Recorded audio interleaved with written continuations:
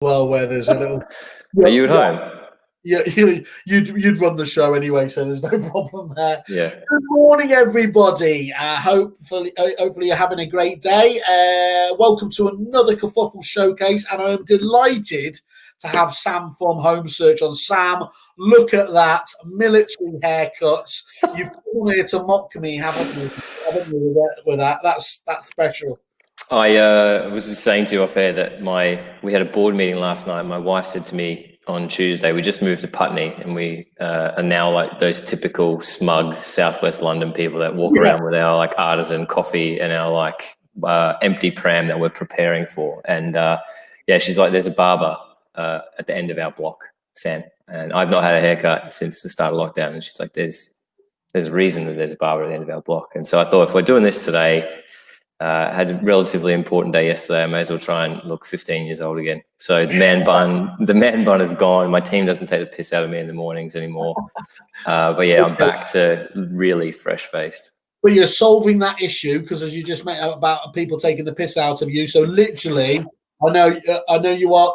Maybe if the interview goes badly, you're going to do that thing because your missus is literally just about to go into hospital with your new baby on the way, isn't it? Not, I hope not literally. We got a couple of months to go. So yeah, it's Okay, that really would be. Well, just remember, if it does happen, you've got to call it kerfuffle. So there, we'll make you. If I don't know if you've ever watched. There's a really funny show called The League, and it's like about fantasy NFL. If you get a chance to illegally, it's amazing. Yeah. And so they do like they give away stuff, and one of them gives away the naming rights to their son, so he gets first pick in their draft. So if this goes really well, we'll figure something out, right? Yeah, well, I think you've just given me a few different extra thoughts there. I've been toying with around, do I sponsor people for getting kerfuffle tattoos? How edgy do I want to go with this sort of stuff? So yeah. We'll leave it. Anyway, this isn't about me, which is obviously one of the dangers of me talking on my own show. Sam, obviously, everyone knows you from Homesearch. You're a real, I was going to say up and coming, but that's not doing you justice enough. You've been here and done it for a while now. The incredibly popular Homesearch tool was out last year, and obviously you've been in the press again, just hugely here. You seem to have an unprecedented amount of support from agents. Just before we kick into the main things, why do you think that is? Why do you think you do engender such a natural likability? Thank you. By the way, and you couldn't have an easier question to start off with there. Yeah, thank you. Butter my own bread. I don't know. Is the easy answer? I kind of just do what there's some good suppliers in Australia who bothered to ask me what I wanted when I was an agent, and so I kind of just thought there's probably something in that, and we've gone about that. The last 4 months has been really interesting because we've sort of gone from a business where we were pretty happy and we were hitting our goals, and then we made a decision to try and make it something quite cool and big, and that came with its own set of risks. But the 2.5 years worth of work that we put in beforehand, I think, has allowed us to do that. It's sort of there was a level of trust that we'd earned from not being full of shit since 2018. This literally should be written on the wall somewhere. That people are like, okay, these guys aren't going to screw us over. They try and have good ideas. Yeah, they make mistakes. They're not perfect, but invariably we get it right eventually. And so that's probably put us in good stead. We, like, cliche as it sounds, we do listen. Like, I have training with my team every week. We hire people based on our values. The old thing of hire on attitude, train on skill. The skill is just caring, giving a crap, figuring out what the problem is. If we solve it already, showing them in a really empathetic and articulate way that we solve the problem. And if we don't, going, shit, that's a good idea. And then figuring out how quickly we can build something that does solve that problem. So I don't think it's rocket science. And I think a lot of companies now, whether they've seen what we do or whether they've just read the same books, a lot of this stuff isn't original thinking. It's just applying what's worked historically, right? So are starting to do that, and that's only a good thing for agents, for the public, for the industry. So yeah, it's been a fun ride. Hopefully it continues for a while longer. Isn't it funny though, that as you said, they're just trying to do the right thing, trying to listen to your clients, and I couldn't agree with you more. And yet, isn't it amazing how few companies seem to just be able to? There really isn't any sort of Dan Brown hidden algorithm or secret, is there? Yeah. Rather than just putting the customer comes first on the wall, just actually practice it.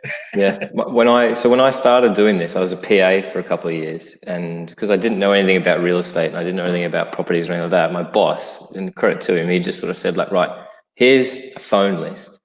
He's like, figure out what these people need. And I was like, well, don't they want to sell their house? And he's like, well, if they don't want to sell their house, figure out what else we can provide them. And so that gave me a really good grounding to just be like disciplined in my questioning. Yeah. And then you figure it out from there. Then you don't have to sell someone shit. You just deliver what they need, deliver what they want. And then business becomes simple, not easy, because there's challenges every day. But one of the things one of the sort of values that we have in our business is that like success to us looks like having better problems than everybody else. Because you're never not going to be without your problems, right? But if you've got good problems or you're creating your own shit, it's better than having it lumped on you. Am I allowed to swear? No, of course you are. This is sweet. I think some people have referred to this as the Kerfuffle podcast or webinar. So yes, you are. It all gets bleeped out anyway or ignored. You got a big fan already. Here he is, big fan of the show, Mr. Byford. Morning, you beautiful beast. Straight back at you there, Mr. Byford. And he says, here you are, just to, again, continue the fluffing, because you're a genuine, honest guy who tells it how it is, does what he says, and he's an amazing communicator. I'm assuming that's for... He's copied and pasted that from my WhatsApp. Thank you. I appreciate that. Yeah. I'm assuming that's not about me, Christian, but don't worry. There'll be time for that later on. Okay, mate, but let's give us an overview of Homesearch. Started up, what you were doing then, and how that's evolved over this year, if you don't mind. Right. Okay. So let's go way back to the start, which is an origin story. Yeah, genuinely, this is like Peter Parker getting bit by the spider, right? So Spider-Man is cool. We're not there. We're not Tony Stark or Bruce Wayne yet. So when I came, yeah, you might be actually. When I got to England, I met and I forgive anybody who's watching this has heard this story before, but it's the genuine truth about where my side of Homesearch came from. Giles is a different story, but he's actually working and I'm here, so you're getting mine. My first day of real estate in the UK was like exciting, but then kind of weird and deflating at the same time. I walked into this office, I thought, right, if I'm going to make it as an agent in London, I have a pretty reasonable idea on how to talk to people, but I've got to understand the market. I was working in Little Venice, like Maida Vale. It's like the Goldilocks zone of London, where like wealthy people and normal people buy houses, so you can have good conversations. And I just sort of said to my boss then, I was like, how do I learn about this area? And he pointed me at the sales drawers in our office. And he's like, that's everything we've ever sold or let in this office since it's been open. It's all you're going to need. And I was like, that's pretty cool. I opened it and there wasn't many in there. I was like, how long has the office been open? And he said, 4 years. And there was like 75. Hey, Sean. Hi, guys. How are you? Good, man. Hello, how you doing? We got the same haircut. See, we coordinated. This is starting to look like a bit of a cult, and I did say cult. Sean, how you doing? We're just hearing the origin story of Sam here. So thank you very much for joining us. Obviously, there we're gonna come to you in a second. If we can just finish his origin story, and then we'll want to hear it straight from the horse's mouth, Sean. Yeah, sure. Carry on. Amazing. Right. Thank you. I was immediately like dejected that I had to say I don't know to everybody that spoke to me. I didn't know what lower ground floor was. I didn't know what leasehold was. Nothing really made sense to me. And so there was nowhere other than Lonres, which was central London, but it was only what agents had put on Lonres, and it was only really prime central London of those agencies willing to split fees. We talk about MLS. They've sort of been doing it for a long time, and I think a lot of people in the country don't realize that, and they have a good service. But I was like, there should be somewhere where I can home search an address and I can talk to somebody about it. Whether I'm pretending to genuinely understand it or not, I should be able to communicate about it.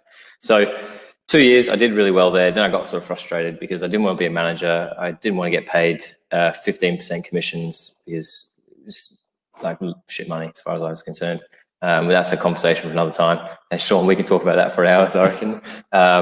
So I quit my job and I sat around and went to the pub in the afternoons on weekdays and talked to a few mates and just sort of figured out what I wanted to do with my life. And then I was having a beer with the guy who's now a head of design here. And I said, I want to build this like research service where you can type in any address anywhere and it pops up. And then you can do with it whatever you decide that you want to do. You can prospect with it. You can give somebody information on it. You can flick them a link where they can open up a version of it that looks like it's yours, but it's ours. And he goes, you should talk to my boss because he's had the same idea. And he bought a domain called Homesearch for 60 quid last week. Very good.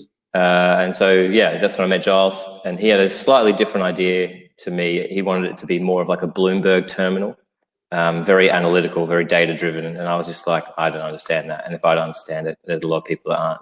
Like, I'm genuinely the dumbest person in our business, but I'm fortunate enough that I think that I have a relatively strong understanding of our industry.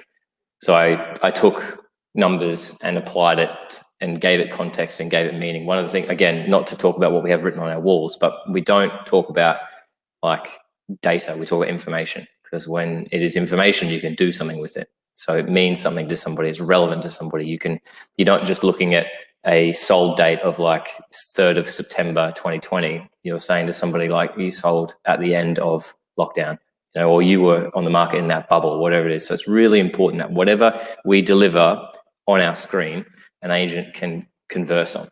And that's really point, that though, isn't it? We're not short on data, much as people perceive that as being the case. We're actually overcome with data in terms of what we are. Making use of that and turning that data into information is absolutely the holy grail, isn't it? Massively. And it's why, and again, this is going to sound a strange thing to say given where we are today, but it's why we never ever wanted to develop Homesearch for the public, because it's a bit like, so I've just moved house and I want to buy a fold out sofa because my mum is going to come and stay and there's no way she's going to be able to get a 70-year-old frame off the blow up mattress, right? And I want to sleep in when she gets up early in the morning. So we're looking for a fold out bed and I'm cheap. So I look on Amazon and I type in fold out bed on Amazon and there's 400 pages. So it's genuinely, it's like data and information overload. So with the amount of information that we have in Homesearch, if we just gave that to the public, it would stop them from making decisions. They wouldn't be able to understand that context because they don't have that actual market knowledge. They're not having the 20 conversations a day with all the other buyers and sellers in the market like a good agent should be having to apply real meaning to what 2% growth month on month from Halifax or whatever it was that came out the other day actually means. So, and now that we do have, so skipping a few years, we had a pretty good year last year. We launched for free. We had 4,500 agents use us. We had a really good start to January where we decided we monetized, we hit our goals, then COVID happened. And then it presented us with an opportunity of actually, how can we improve our pro service? And we thought, actually, if we can flood all of the property data with live, real-time, like public data. So if you search for your place, Whaley, within, not today, but within 6 months, if we keep growing the public side at the rate that we're growing, you'll be able to see that there's X number of active people looking for a home exactly like yours. An agent will be able to see that, not the public, because it's then up to an agent to say, well, guess what? Because I know this. I don't have to say because I use Homesearch, I know this. It's your information. It's not ours. So we decided, with the help of a core group of individuals like Sean and others who've been following this like ridiculous journey that Giles and I were on for like 4 months, we were like, right, what do we want to show? Because it's not going to show all of it. And we picked out like the most important, relevant 20 to 25% of what's in the pro system and are displaying that to the public. And then we will have the listings as well.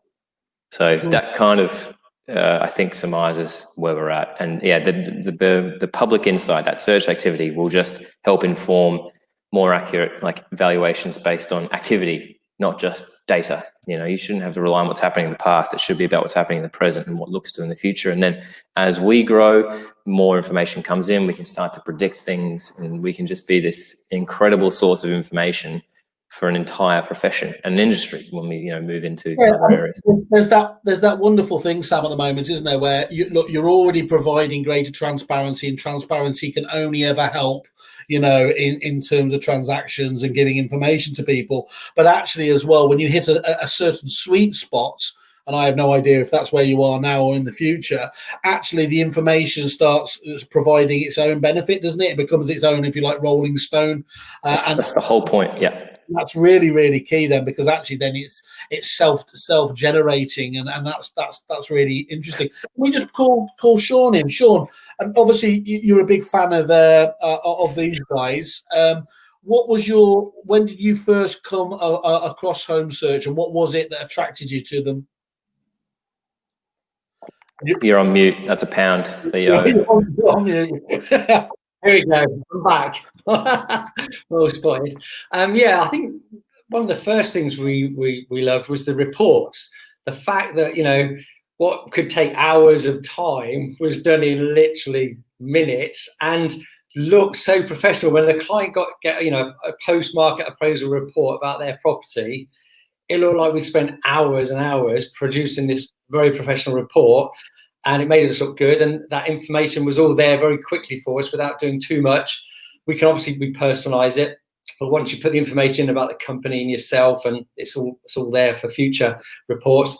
And then the fact that when the client clicks on it, you know they've clicked on it, and you can see that they've clicked on it 3 times last night, and you think, well, it's worth giving them a call, you know, this morning to follow it up. So I love the reports. That was you know, really good, because everyone's sending out the best price guide, you know, and, you know, from Rightmove, and every other agent's doing the same. So that really was the first thing that I liked about the system.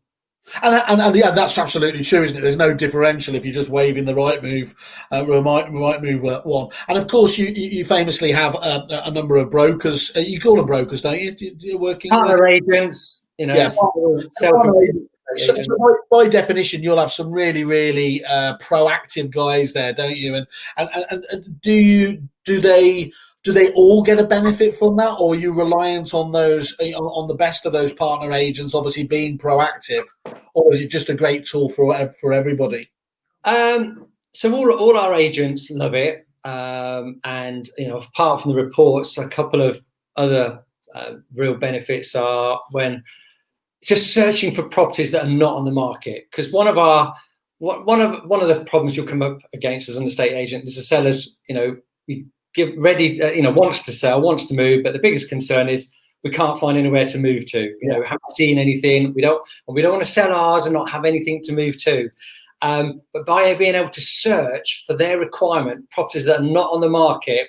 So someone might say, I need a 4-bedroom, 2,000 square feet, £1 million, this postcode or this school catchment area or whatever.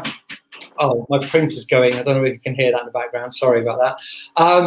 So then you can target, you know, search for those type of properties, and it may well be there's 27 properties that are not on the market that suit their requirements, and you can write to those 27 people and help, you know. And the nice thing is when you're not writing a generic letter just to saying, oh, we've got a buyer for your house, because obviously estate agents just say that and do a whole street. But when you say we've got a buyer who's got it, you know, looking for a 2,000 square foot house, 4 bedrooms, £1 million with an acre of land, we know your property is suitable for them. If you're thinking about selling and would like to know how much they'd pay for your house, please get in contact with us. And we've had great success from that. You know, we've actually used the letters written to people who are not on the market, and because we've got a certain buyer with a certain criteria that there's nothing available for them.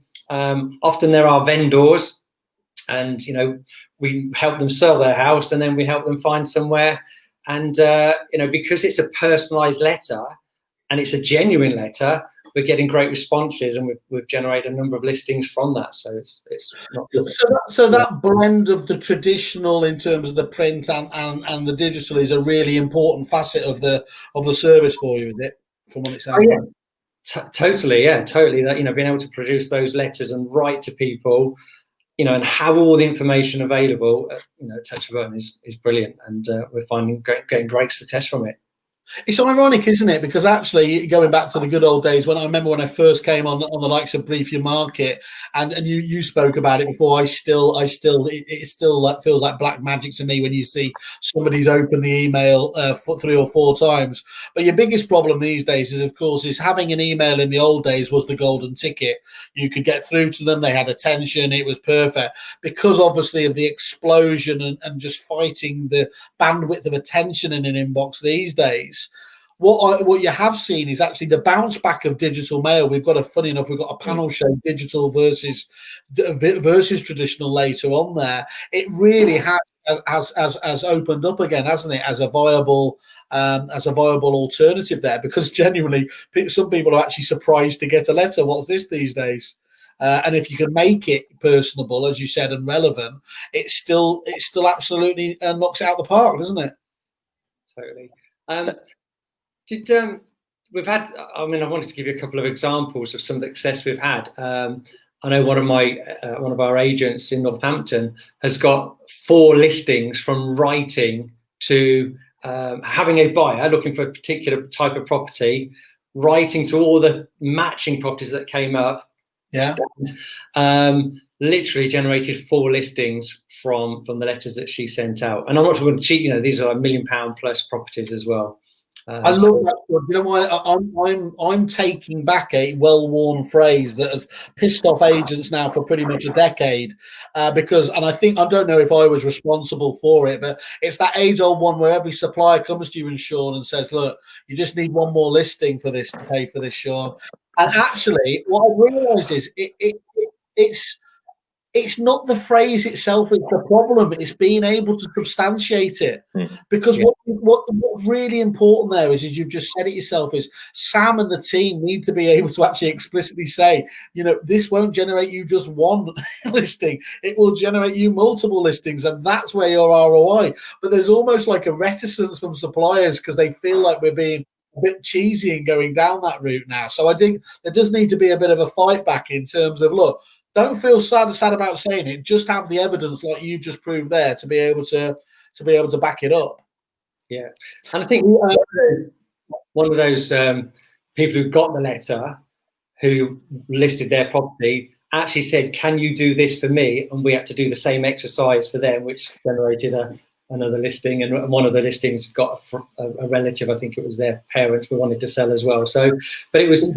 Those ones, I'm challenging a lot of our partners on the site at the moment, and it's great. It's genuinely, it's always lovely to hear from the agents like yourself, Sean, talking about it. But actually, we quite often forget to get the testimonial from the person who actually matters most. When you hear it from the consumer themselves, that really needs to be part of that whole rhetoric, part of the marketing mix, doesn't it? For companies like Homesearch. That's really, really good to hear. In fact, you're backed up here as well by Rob Brady's just jumped in with an example himself. Thanks, Rob. He says, "I was helping my missus comp up a rental last." That sounds disgraceful. Sorry. On a recommendation, found out it had 3 acres of land from your platform, so a completely different rental value to just another 4-bed down the street. That's the crux, isn't it there, Sam? Your point about data versus information there. Yeah, and being able to then, that becomes hyper relevant to Charlotte, because she can say, "Well, you guys have got 4 acres." No other agent's going to be saying that. They're just going to be like, 4 beds rent for this, Yeah. It's interesting, Sean, you said that the flow-on effect, where you got the referral. Like, we have about 8 different letter templates within there, and the one that's the most successful at the end is like, if you're not selling, give this letter to someone you know who is. And we have people who email us all the time, and they were like, "We got it." Like, they literally handed their letter. They did as we told them to do through that. And so you've got to hold people's hands through it. Our job is to give something and then hold agents' hands through it. And we've done a lot of training. The reason why Sean's team has the results that they get is because they jump on all our training, and they listen, and they ask questions, and they follow up, and they actually, again, cheesy cliche, but they invest in the relationship with us like we did with them. Whereas there are other agents who are just like, "Cool, I'll just flog out letters and see what happens," or I'll just send reports when they're on valuations. They don't use them to send it to their CRM contacts every 6 months as a way of actually starting that conversation and all that sort of stuff. So yeah, it's cool to see those results happening. We aim for 10 times ROI. That's what we're going for. And the studies that we're collecting now and actually formalizing will anonymize them, because I think it's unfair to say this person did this and got this, or this brand did this, but they're all above that figure, which is cool. One of the challenges, isn't it? I know from some of the very well established brands is they again almost get a bit nervous about being so bold with the ROI stats, because it does lay yourself open to some agents saying, well, we're not seeing anything like that, why aren't we seeing that?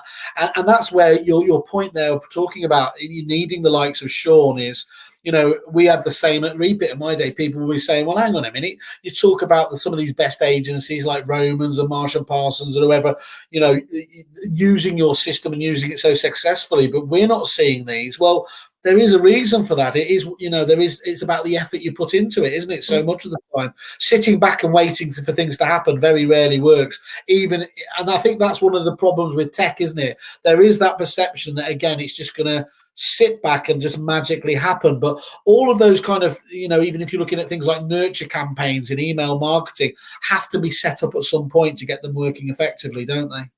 It's not even that they get set up right. If a nurture campaign works really well, it's actually going to generate you more work, let alone business, because someone's going to reply to it, and they're going to reply to it usually with a question.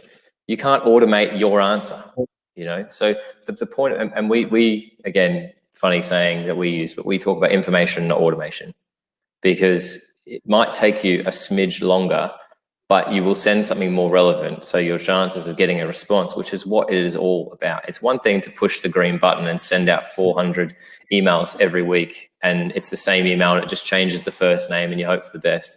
Or you can send out 20 a day, 100 a week, and you're going to get 15 to 20% response, which is going to give you all the valuations you need if you're half decent at your job to convert. I work on, if you're reasonable and you want to keep your fee high, you'll get 40% of instructions. If you're good and you want to keep your fee high, you'll get 70%. It's always going to be 3 quits that go with Barry down the road, Just to be clear, you weren't having a go at Kerfuffle there with our spam routines, were you? In terms of, do you send me automated emails? I thought they were all to me. Oh yeah, I just love, yeah. I just need my bubble hat and I'll stay on script, Simon. All right. We're not quite at that time of the year yet. Give it a month and they'll be coming out again. Water will be chasing me for that bit of merch. But I think again, it's moving away from those vanity stats, isn't it? In terms of X thousand number of emails sent, this amount of people in your database. I almost said database there just because of where you're from, but the actually getting involved with the really important stuff, the engagement, leads. That the big fan of being able to actually deliver on those quality leads. Less is more, of course, is the case, and that's why I think Rob is probably continuing. This you'll be a bit lost with this, Sean, but we're having a big kind of walk off earlier, and Rob was just backed very firmly. Team Sam, looking a sharp Sam, and then thank you, Christian Byfield. Not you, Whaley. You're a nightmare. So very, very good there. And again, some of the reviews just on your landing page on the site. Again, unsurprisingly, there, James Kendall, great agent, innovative property platform powered by great people.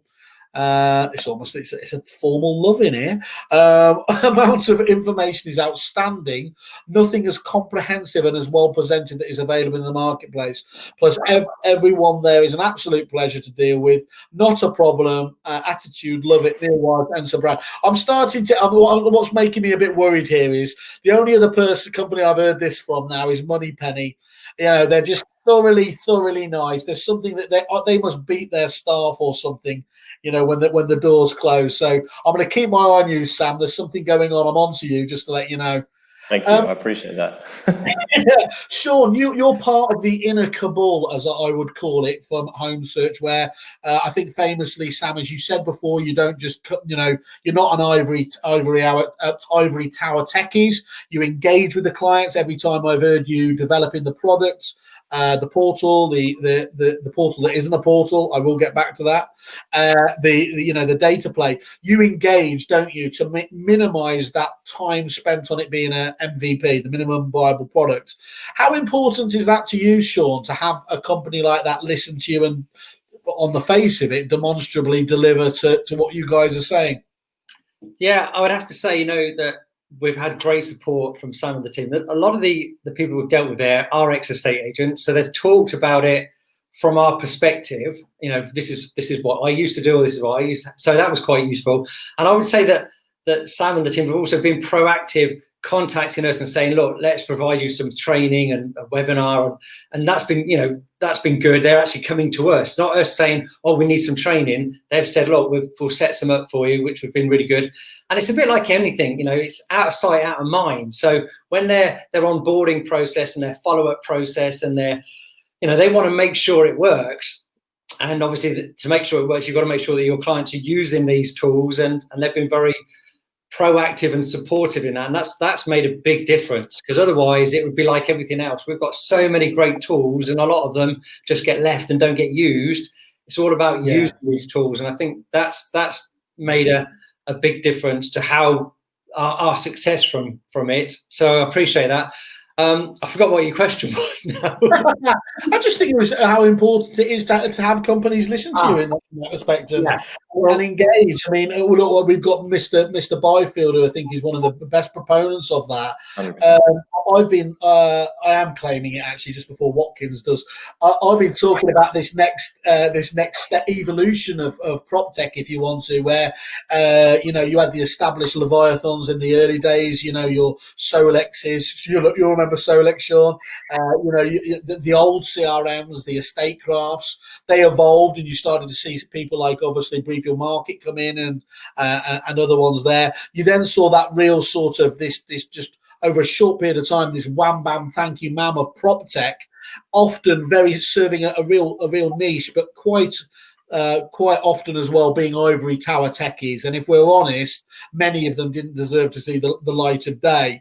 I think what's really interesting about the scene we're in at the moment is people like Christian Byfield, Kai Wheatley with Area from Kingston's there, your good self Sam, who lived and breathed it. The View Agent again, which is a portal sort of reputation things with Dominic Versace. These are companies that have grown out of real challenges that they've witnessed and experienced themselves. They've then teamed up, which I think is probably the point why it's possible now, easier than ever before, with the right technical backgrounds. And that's a really, really compelling combination, isn't it? Because you don't go through that, many years of being a beta product. So it's the same with estate agents. Like if you look at the best agents, it's the people who had a poor experience before they got into the industry. Yeah. And they come in and they're like, okay, that person got paid what they thought on the surface was a considerable amount of money to be a bit of a dick. And the really good agents, like the ones who genuinely ask their clients what they need, and then they say, cool, you told me your problems, I can actually solve those problems. This is how I'm going to do it. Again, it comes back to what we were talking about before. It's really simple but not always easy business principles, and I think what's clear in our space in terms of the industry supplier space now is that's what agents have been needing, is that people were developing stuff that they thought would make them money, not that would solve problems. And then you probably will never make as much money as possible, because you're always going to have a battle trying to sell shit that no one really needs. Whereas if you focus on the problem first, then hopefully, touch wood, make a little bit of money. As well. Someone once said to me, they said, this is how to be successful in business, and they summarized it in one sentence. And this one sentence has stuck with me, and they said, find out what your customers want and then give it to them. And I know it sounds very, very simple. Wait a minute, let me note that down. You're absolutely right, Sean. Me and Sam were just talking about it. Don't overcomplicate these challenges, these slogans and mottos. And I think sometimes companies are thinking, right, well, this is what customers want, this is what they want.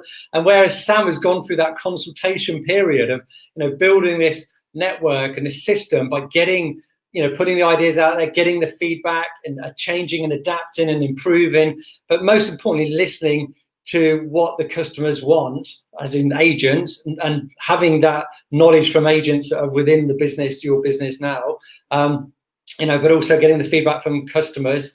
And then it's evolving. And then obviously there's the other customer, the people out there, the public, and I'm sure their feedback's going to be important. But That's what we've all got to do, isn't it? You know, we've got to understand what our customers want, give that to them, and get that feedback and keep improving and changing. And that's why companies like Debenhams are suffering, and you know, whereas Amazon and everything's online are doing really, really well. The world's changing, and we've got to change in all businesses with it. And your change, Sam, in terms of, you know, we'll come on to the question of is it a portal, isn't it a portal in a second. But why, just on the face of it, what was it that made you feel that you really needed to build the portal element of it?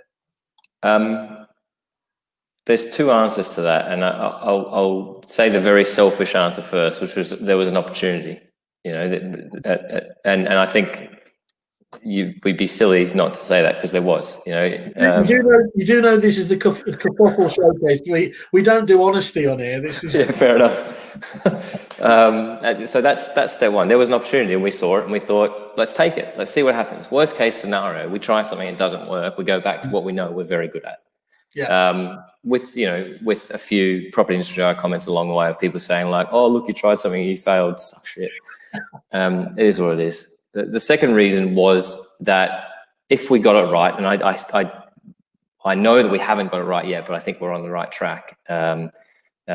We will deliver something unique to a consumer. So we'll deliver a research tool for a consumer that they've not had before, that will give them the confidence to move, be it buy, sell, rent, or invest, which will then add liquidity to the market, which is what agents are looking for.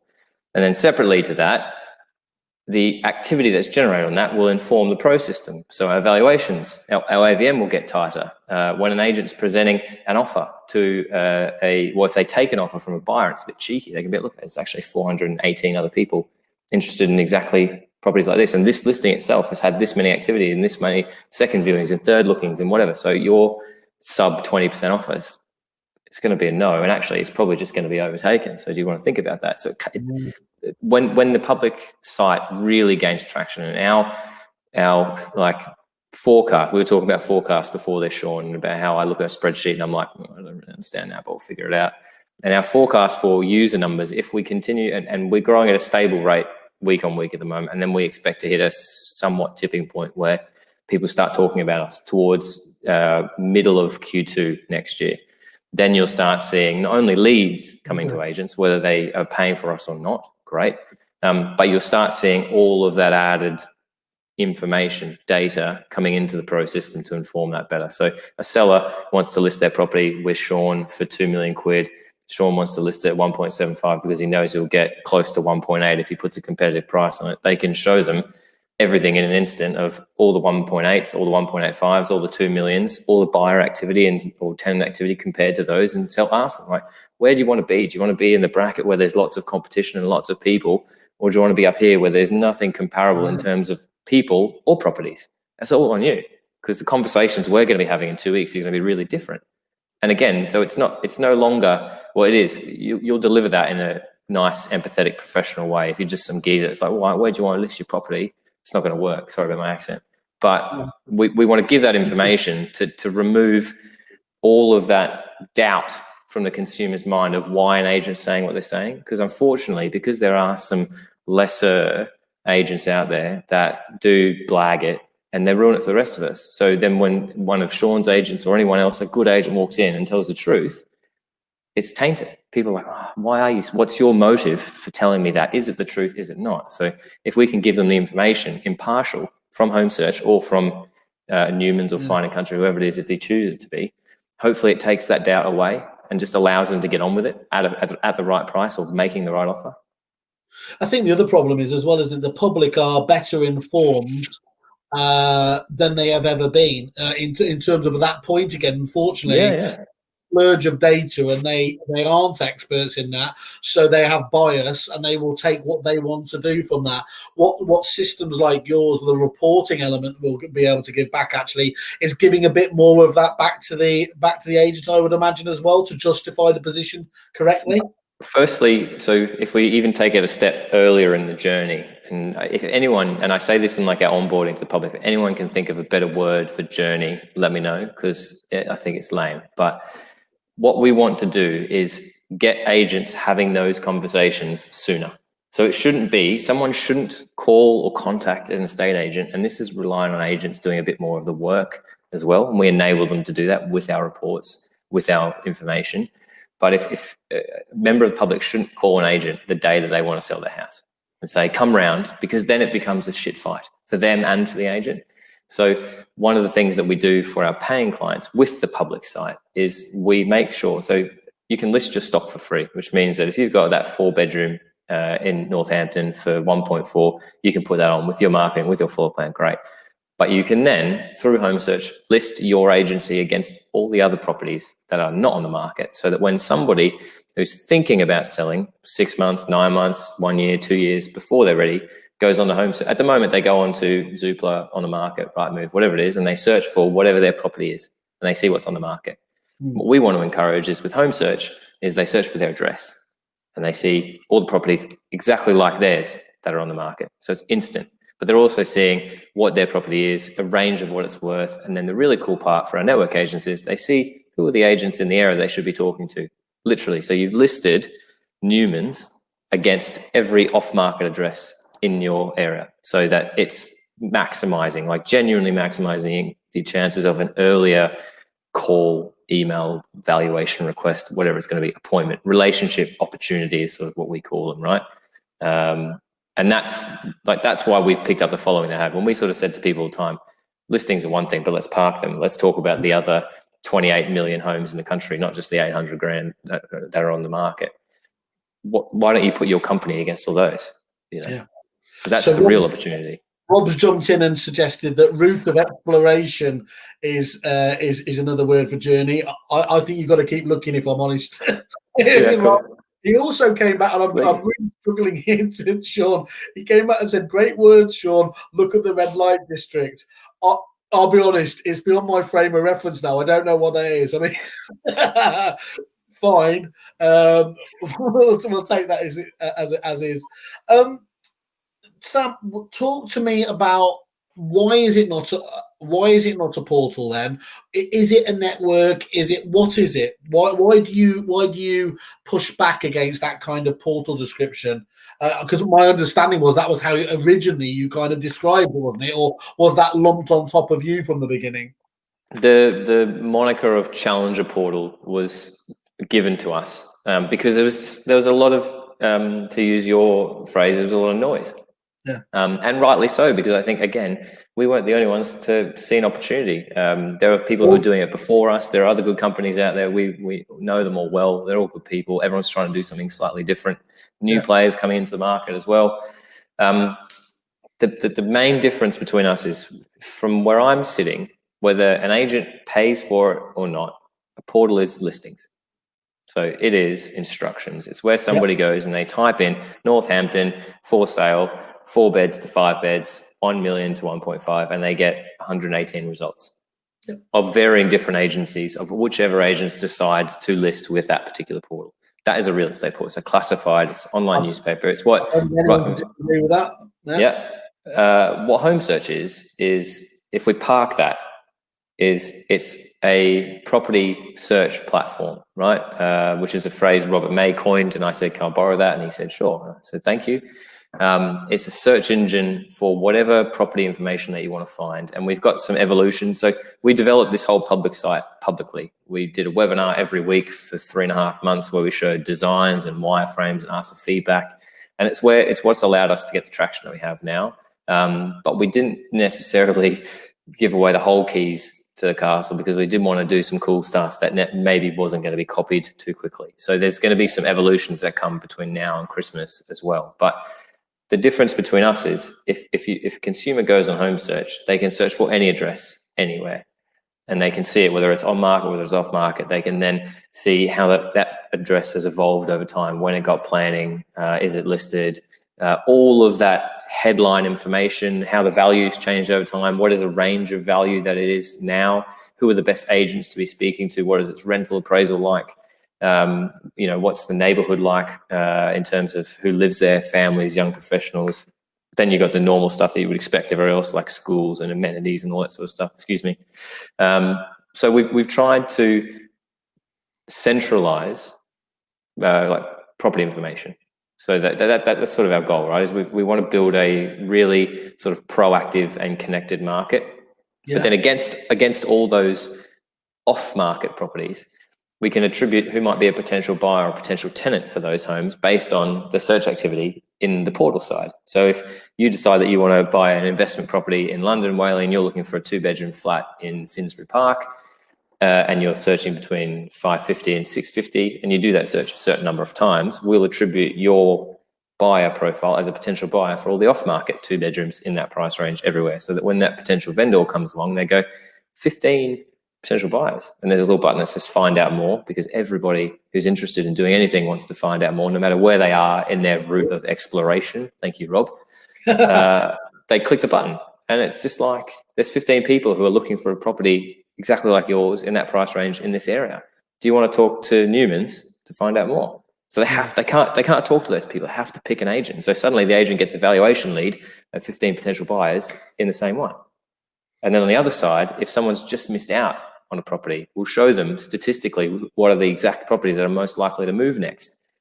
And so if you look at like portal literature, which weirdly there is a lot of it, and they're all just like very dry PDFs, but you can get access to them. And one of the common threads, particularly in Oz, here and in Singapore's really interesting portal market if you've got like lockdown to read stuff, right?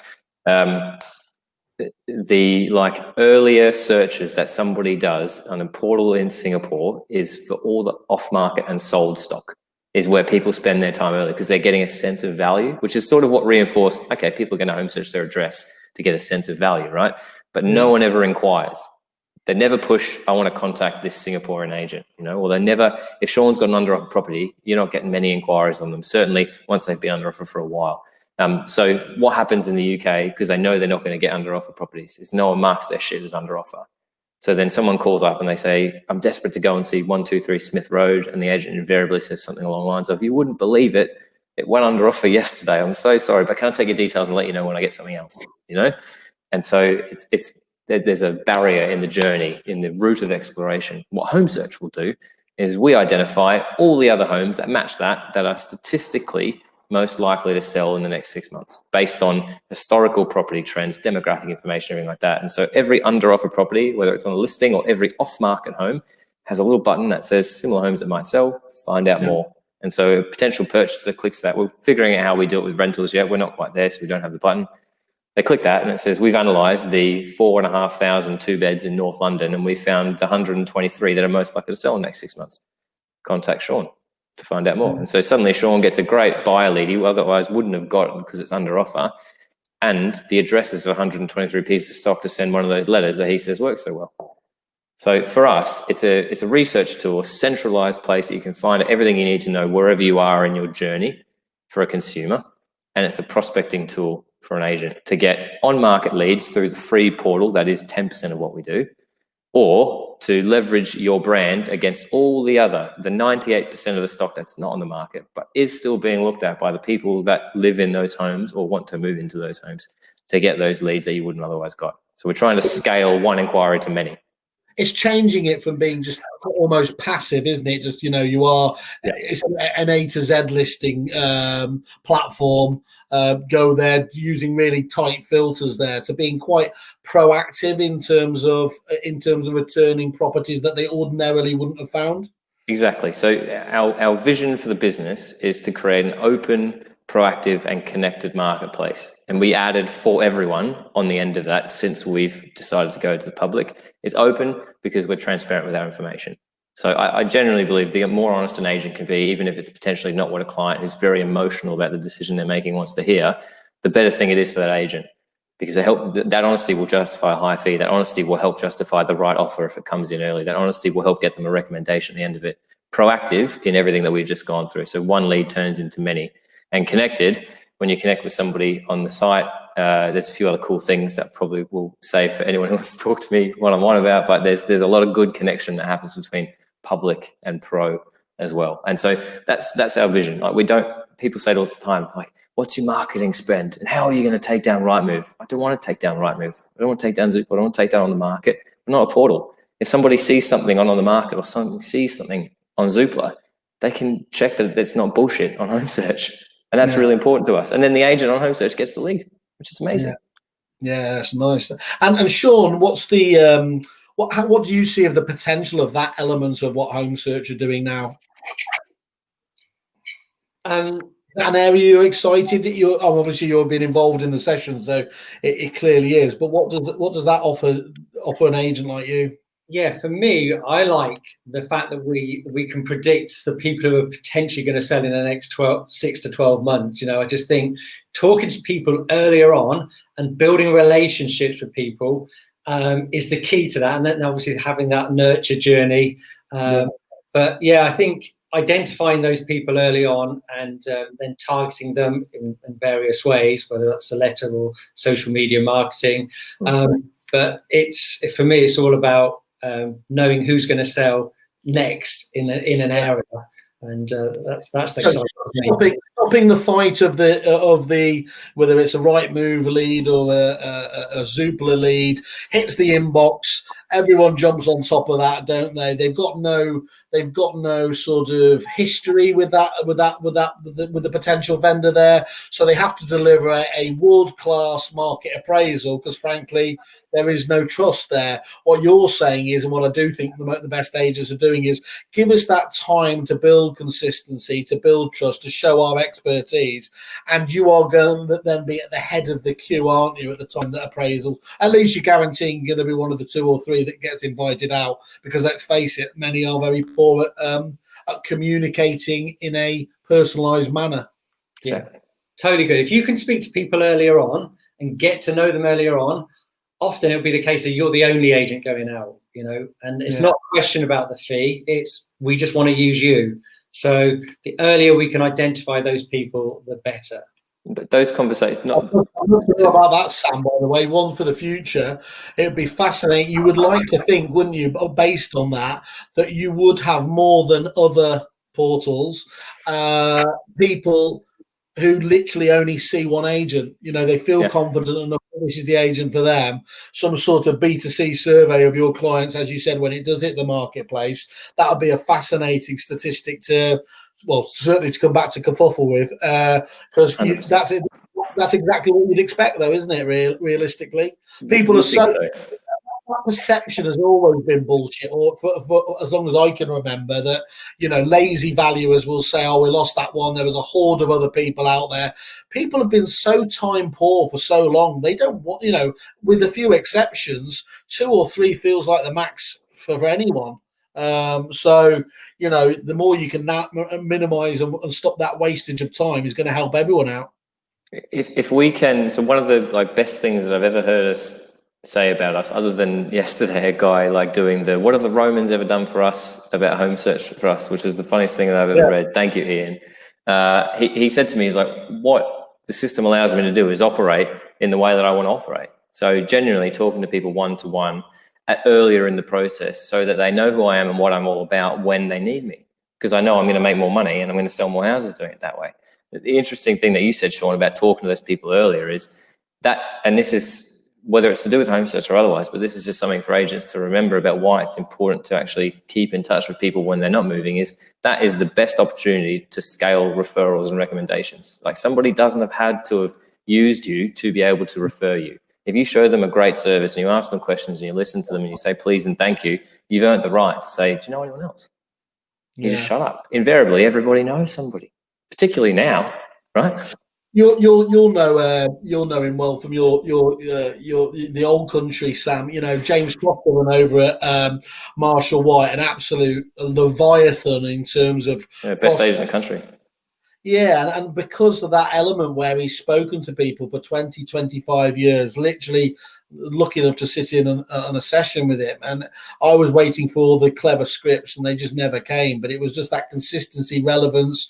And he made the point that there was plenty of people who, you know, still hadn't moved, and certainly moved with him. But the amount of referrals just by being seen as that helpful agent, you know, more than validated staying in contact with them over that long period. And I think that's exactly where we've got to, you know, take ourselves away from, isn't it? Is we do suffer from such short-termism in this country. The old lazy saying used to be about the Japanese look to the next, you know, we look for the next fiscal quarter and they're looking for the next quarter of a century. But But for an estate agency, especially where the bullshit statistic where somebody moves every 7 years, that is not what the statistics tell us anymore, do they? So if in parts of the country like Chester, people are moving on average every 20 years, get used to it. That's the demographic. That's the life cycle. That's the route of exploration that you need to tap into. Otherwise, you're not matching up the right approach, are you, with the behaviours? Correct. Agents have got to stop. And I'm sorry that I tout the profession by just saying agents there, but there are a number of agents that have got to stop thinking that a transaction is an exchange, be it in sales or lettings. It is a referral opportunity. And so don't think about how often people move every 7 years. Think about how many people know somebody who moves every year. And if that doesn't, that coupled with a bit of relevant information from a pretty affordable, intuitive data system, wink, if that doesn't give you confidence to pick up the phone and just have a conversation with somebody, then go and do something else, Exactly. Genuinely. Stop ruining it for everybody else. So what have you learned over the last few months then, Sam? Obviously, it's been a challenging period, but on the one hand, that's left you and your little development elves to, I imagine, just lock down and do an unprecedented amount of development that simply probably wouldn't have been possible previously. So what have you learned over the last few months? That business is tough inherently, and that even good ideas people are closed to. But again, it's because they're busy. We say to people all the time, everybody's got stuff going on. We cannot interrupt that. We've got to be better than that. We've got to be showing them what it is. We've learned that there are more agents, I think, than ever. And interestingly, I've got mates in Melbourne and Sydney and Brizzy who are the same thing. They're looking for stuff now. That what lockdown did for them is they had to stop doing open homes. So suddenly private viewings, which we raised our noses at being these open home loving Aussies, right? They were like, you can actually do pretty well, just one-on-one viewings. And so I'm, as usual, making inappropriate jokes. I did point out to some of our Aussie friends that it took a pandemic to make their system as inefficient as ours. Weirdly though, they still saw results, so it challenged beliefs there, I think. But what lockdown allowed the industry to do is probably in 3 months move forward 3 years. We recognise that I've never worked from home. I never actually thought that I'd be productive from home. I was forced to be, and so were our people, and everyone's been incredible. I think the industry has learned that you need to, particularly now where you don't want to be showing houses to people who potentially are just looking for their first time out, and you need to ask those questions of, are you? So they've learned that qualification is asking more questions at that point and getting to know somebody more. I think technology, I would say this, running a technology business, but it plays its part, but it shouldn't replace this. The three of us are interacting now. It would have been cool if we were all sitting in a room bantering, but this is the next best thing, and it's probably what we're going to all have to get better at over time. And I think that it's forced the industry forward there. I've learned that setting up feeds is a horrible experience. And everybody says to you at the start, and you said this to me, you're just like, it's a nightmare, it's a shit show. And I was like, God, it can't be that hard. We do some pretty cool stuff. We've literally got a team of 15 data scientists. And I was like, the data comes in the format. It's the same format. Everyone says they use the same format. They don't. Every CRM is different. Every client within that CRM is different. It is a pain in the ass, and it's a really slow process. I'm the king of I told you so. So so that's a nightmare. That's our biggest challenge at the moment. We've got 9,500 branches still to go, and we put on about 45 a day on a really good day. So it's a challenge. Yeah, it's one of those nice problems to have, though, isn't it? Better than the alternative. And I'll talk to you in a minute on this, Sam, because I'm just going to ask, what does the future look like?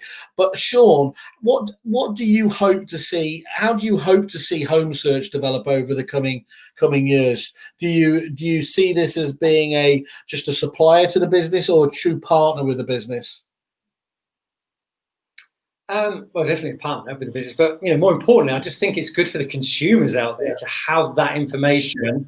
So I think there's going to be, the customer for Homesearch, is the agent, but ultimately it's the buyers and sellers out there that I want it to be the go-to place for them to find everything they need, not just a list of properties that are for sale, but they can literally find everything out about every property with their neighbor's house. I found when I was in America, you could find out so much more about a person or a property by just typing into Google. And I don't know why we're a little bit behind in this country, but having that go-to place where everyone just goes, right, I want to find out about the neighbor's house, the house down the road, why is their garden a bit bigger, or so I just think it would be the go-to place, and I think it would be good for the agents as well to be part of that and to have that information. So there's just the more information we can have added in one place, and I don't know what the future holds, but I would love to see some sort of integration with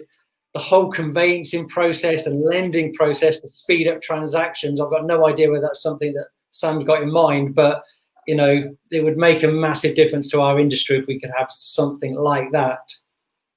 If you can get conveyancers to answer my phone calls, I'll ask the question. And Sam, from your point of view, what do you what's in it for you? I mean, you've got enough on your plate at the moment, but have you got other aspirations going forwards? What you apart from the idea that Sean just gave you, subject to the kerfuffle 15%? We'll sort that out. You and I always have the underhanded, under-table agreements. Ours is similar to what Sean says. We've got to grow the public platform so that it delivers more value than it is today to an agent. It makes sense. Again, whether you're listing for free or whether you're paying for the network, there's got to be more value than there is. Like tomorrow has to deliver more value today. Today is better than yesterday. So we've got some ideas on that revolves around experience for the consumer.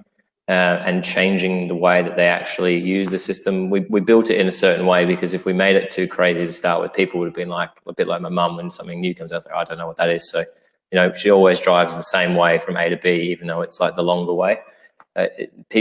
Consumer behavior, human behavior is like incredibly difficult to change. You can't do it all at once. It has to be step by step. So we're meticulous and we think we have a strategy and a process of how we can start to evolve that with the right people. So that's sort of step one, and that kicks off end of this month, which is cool.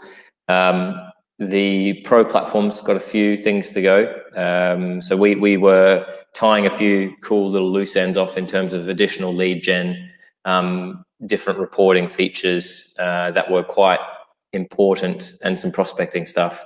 And then we decided to build a public platform in the middle of it. So they'll all be completed and out to the market by start of November. And then we will just, I guess, and again, it's probably not what agents want to hear, but we'll look to grow the business. We want to be working with as many agents as we can with our paid tools. If all they want to do is use us as an alternative to list their stock, we're great for that. But the real value comes from the stuff that Sean's been talking about today. And then, we have some other plans, which partnerships are important to us. So there are, you mentioned one before, they don't know I'm going to call them, but I'm going to call Moneypenny and say hello because they have the reputation that is what we aspire to be. And so there's just given that data underpins absolutely everything, or should underpin everything there, isn't it? I can't think, whenever I'm thinking about, so when I talk to somebody on one of these or we have a conversation, I'm trying to think who else there in that, again, bit of a wanky phrase, supplier ecosystem, should it naturally fit in. It's harder with you because actually it's really a case of who shouldn't be talking to you. On the face of it, even if they're doing traditional services like telephony or print, everything else, ultimately the interesting content and everything is driven by that data and information that you're distilling. So, again, it's I don't know how big your dev team or how big it's got to be, but it's pretty exciting for you. Yeah, one of the things that we have to have ready soon is we want a pretty robust API that whoever is the right person or company to partner with for the client. So CRMs are an obvious example. Yes. Now, if Sean wants to get the most value from Homesearch and the most value from the network, he shouldn't have to log into Homesearch to get it. It should be there in whatever CRM he uses. So that sort of stuff will come. CRMs are the source of truth. We can fight against this whatever we want to there, and there usually ends up being a bit of a bun fight between a third party and a CRM, because the CRMs do all this, don't they? We're the important partner in all this. I do sense that things are changing. Obviously, Yeah. Foundations, Resi have just come out with their very interesting one. MRI have got a great API. You've got the Agent OS guys who for years have preached, obviously, open access, as well as many, many others. And it does seem that we are at finally, from when I just mentioned the oldest one of all. I spoke to Sean, showing how shit a salesperson I was, probably 17, 18 years ago, trying to convince him to move away from Solex. And the issue back then was, good luck, no one's ever got to the data. We're there now seeing that change. It's not happening quick enough, but it's got to be, hasn't it? That the agents have as close to a single sign-on as possible, because the minute you start putting more steps in the chain, just like with anything else, it means stuff doesn't get completed or done, and that's a challenge for tech in general, not just in our industry. Yes, for us, like success for us so far has always looked like an agent getting to work every day, and they use their emails, their CRM, and Homesearch, and a phone, and that's what enables them to do their job well. And Homesearch is great, but if they could literally access all of our data through their CRM as well, it makes their life easier, which actually means that we add more value to their business. So that to me makes a lot of sense. So, but we need to make sure that our API is as plug and play as possible. So that's one of sort of the core missions and where we're going there too. There is a lot of different, you can put API on the toolkit, if you like, or on the web page, but there's a whole difference in terms of capability and deliverability, isn't there, from companies? It's just like the feeds. You'll say you have your off the shelf API and you can plug and play with everyone, and then it'll be like, but can you do this and do that? And actually we send it and so I would imagine I've oversimplified, and if our CTO Gil was watching this, he'll probably have had a heart attack and he'll come and kick. He's like ex-Israeli Air Force weapons systems engineer, so he'll come in here and just like stare at me and be like, "What did you just say?" That sounds fair. He's an intense guy. While you've had the haircut now, there's a lot of alpha male stuff going on there, which of course I don't need to worry about in my little world. Sam, just before we go, obviously you've been really, really kind enough to put on a deal on the table for our Kerfuffle members. While I knock it up on there, do you want to just detail that for everyone? Sean, sorry, I'm not getting rid of you, by the way. Just for the moment. We have a deal with you guys, and shout out to Sarah and Fam for sort of pushing and twisting my arm, being like, what else can you do on this? For everyone who does follow Kerfuffle, Whaley's on holiday all the time, and those two do everything. They're unreal. So everybody who is a Kerfuffle member can access our complete product, which is called our network, for £155 a month, regardless of where we are, and we'll keep that on the table till the end of 2020. So the way that it works is the first 1,000 branches pay 155, the next 1,000 will pay 205, the 1,000 after that 255, because the product will evolve over time. That price is fixed for you guys until January 1st, 2025. So there is visibility on your pricing for the next 4.5 years. There's no contract for you guys as well.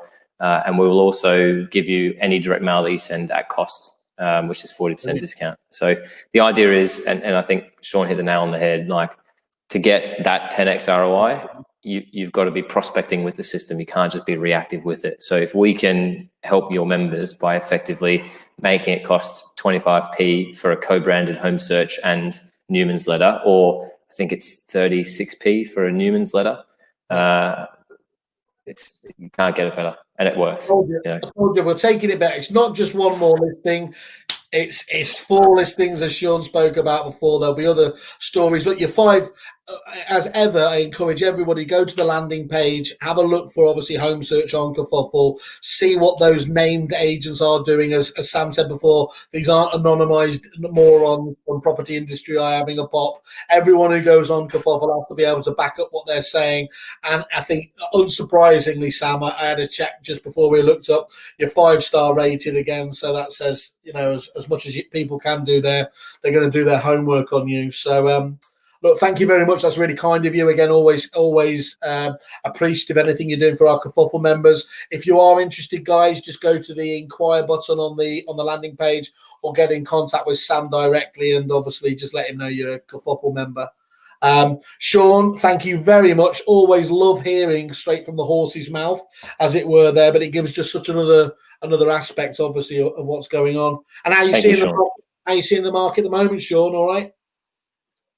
Well, it's so good. But although I have to say, exchanges last month for us was diabolical. We're still seeing delays in the transactions, which hopefully we'll result in a bumper exchange month in September. But I seem to keep saying that every month. It's going to be next month. So, you know, the conveyancing, you know, whether it's like a lot of solicitors or lenders that got their staff still on furlough, I hope they're all back on the 1st of September, and surveyors are a bit behind. But that's the only, you know, problem area at the moment, the delay in the sales going through. But listings and sales are up across the board, really. And so really pleasing. Well, don't worry anyway, because Sam's committed. He's gonna solve the whole issue of conveyancing and sales progression next year. Super. Come on. Once he's knocked over the portals, they're not a portal, they're a network. Thank you very much. It's dead exciting. Always listening to companies like you come in, shake the place up, and just listen to agents. I think it's absolutely fantastic. So couldn't wish you any better luck with it. And obviously, keep in touch. Let us know if you've got any developments. We'd love to have you back on the show. Thank you, Matt. And Sean, thank you. I appreciate it, man. I know an hour is a lot out of your day, so no, that's a pleasure. Thank you for, you know, being so supportive and helping us and helping the industry. So I'm really, you know, it's a pleasure to stop the loving, guys. Stop the loving. No, you hang up. You, Simon. I'm taking it private now. Thanks, mate. Good to see you.